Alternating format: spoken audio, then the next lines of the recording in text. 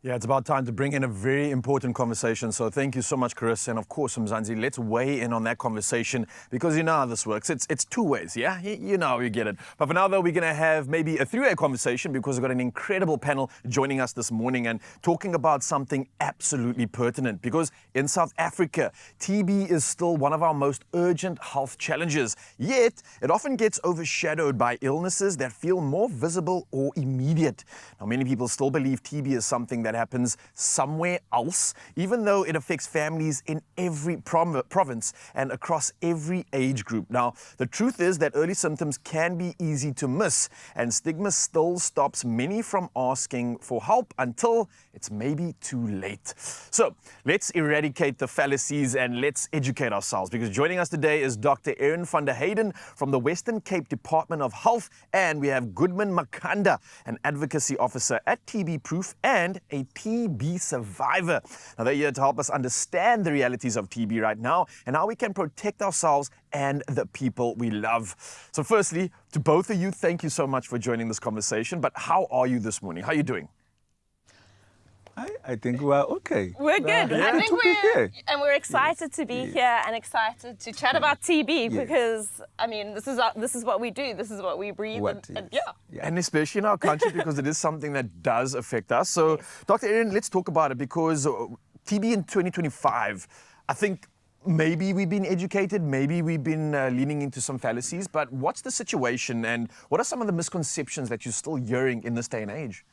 Yeah, so I mean, again, thank you for this opportunity because there are so many misconceptions and people are still so fearful of TB. So I think that's one of the biggest things is that, I mean, TB is curable. Yes, people still die from it. And that's the tragedy. You know, we've got over 50,000 people dying annually in South Africa from a very, very curable disease. And then you hit the nail on the head. A lot of people think it's going to happen to other people. It's out there. It's not in my community. World, it's not my world. You know, TB can affect anyone at any point, not to create fear, but it's not something that only happens with if you have HIV. It can happen to people who don't have HIV. It can happen to any color. It can happen to any age. And then it's curable. And I think that's one of the biggest things that we want to, really encourage people, be aware, we can help. And probably one of the most beautiful things we can get from this conversation is the fact that we can literally help people through this and maybe make them aware of what they might be going through. Goodman, you literally lived through TB, man, and I can't be more proud to have someone on the couch as an advocate for change, for the fact that there's something that can be done about it and you don't have to suffer. But let's draw it back to that moment when you might have found out or realized, hey, hang on, something's wrong, something's not right here, and realizing what that diagnosis might have meant for you. What was that impact like? Thank you for inviting us. I think, as my colleague mentioned, we're trying to make change and let people know and making awareness. TB is curable, but people, they're still having a problem with the stigma around tuberculosis. So I think for me, my experience when it comes to, and then to become even a TB advocate, it's when I was diagnosed with a TB, and it was not an easy thing because on that time, even the TB symptoms, to cough up blood, it was not something normal. Even to be mentioned in the TB industry, to go out and seek help to make sure you are getting better. But it was coming as a surprise to me. Then when they told me I have TB, as you know, TB symptoms are to lose weight and all of that. But the challenge is now the TB is so clever now of these days. It's no symptoms. We are doing something to call TUTT, where we're targeting people that there are no symptoms at all, but to find out they have active TB. Oh, wow. So it's things like that we need to educate our community and making TB as a normal disease like any other disease. Even if you go to the healthcare facility, you've been checked HIV, you've been checked diabetic, but the only thing we miss is when it comes to TB until you tell us about the TB symptoms. So let's make it as a routine for everybody when you enter the healthcare facility to get those people, they don't have symptoms, but they are infectious to the community. So we need to educate our community, supporting them, make them understand exactly when it comes to TB. TB is everyone's disease that you can get. It doesn't matter what kind of person. You can be working, you can be not working, but the problem is with always association with poor people. That is another thing. But we are breathing the same air. You are poor, you are rich, but we're breathing the same air. So what does So we need, we need to educate our community. Okay, Goodman. So that's kind of scary, to be honest, because what you're saying is that sometimes these symptoms don't always appear and it might be too late. You don't even know that you have it. So, Dr. Erin, what are symptoms that you can maybe look out for? How to become more aware of our status or find out whether or not we have TB? Yeah, so I mean, I think with TB as well, there are very classical symptoms, and Goodman mentioned, his experience with coughing up blood. But those are often later symptoms. Yeah. So like you said, TB actually starts and you might be walking around with it, maybe feeling a bit tired. You're sleeping, but you're still tired. Maybe you've got a cough. Maybe you're just not really feeling like eating. You're losing weight. So those are your typical symptoms. But we also know that those are actually still quite late symptoms, and those are in adults. Remember, TB can also affect children. Yeah. So TB in a child who's not thriving, who's not playing, those are often indications that there is TB. But we also know from the recent prevalence study that a large group of people, almost 40% of people, they don't have any symptoms, but they've got chest x-ray changes of TB. So one of the most important things, and this is where it goes to the community and to your family, is if you know someone with TB, you should be checked.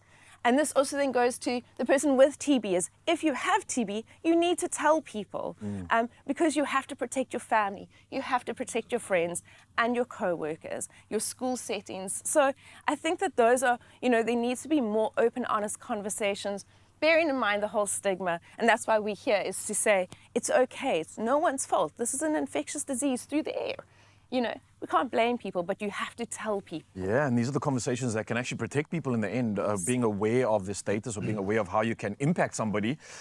Goodman, I love your work, especially with regards to the advocacy work that you do. And you're someone that I could definitely ask this question with regards to some of the fears that most people might be experiencing or maybe in the communities that people are still engaging with.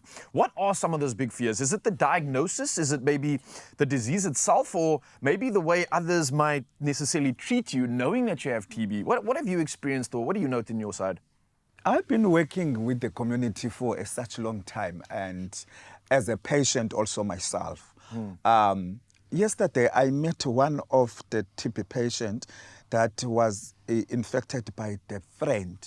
Just imagine, these people, they're not staying together, but they are friends, sometimes during the weekend sitting together. Yeah. But she never came in, or the friend never disclosed to them she is on TB treatment. That is another challenge, because as soon you've been disclosed, people, they treat you as a TB, not as a human being. Yeah. So let's change the mindset to when someone have TB, it's not because of your fault, as doctor mentioned. Yeah. The only fault that you did is to breathe. So meaning of, if you did a wrong thing to breathe, what else you can do? Because you need to breathe. So people, they have a fear when it comes to TB, because TB is associated with a stigma. That is a problem. Even in the community, when you start coughing funny, they said you cough like someone having TB. When you start losing weight, you're losing weight like someone have TB. When you're becoming too dark, and then you are dark like someone taking medication for TB. So TB is a stigma even before you've been diagnosed. Community diagnose you before even the medical doctor diagnose you.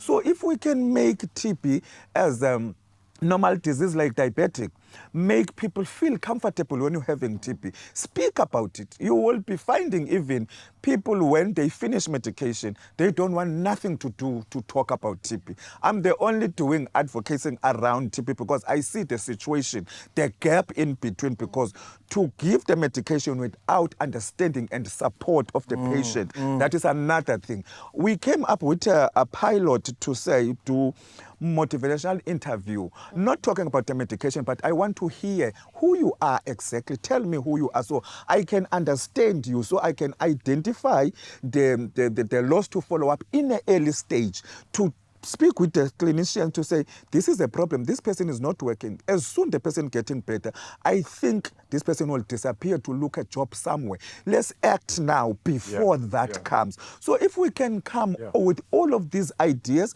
sitting down with a patient, listen to challenges, and then the background of the patient, who he is, and then I think we can conquer it all. Goodman, listen, I want to say thank you for being an advocate and for standing up and talking about this, because you're someone that definitely can create change. And I think right now that's happening. But don't worry, Mzansi, we're going to carry on this conversation, especially talking into the world of treatment and what can be done when we are dealing with TB. But again, this panel has been absolutely incredible. And because it is Health Tuesday, let's keep the health conversation going on right now.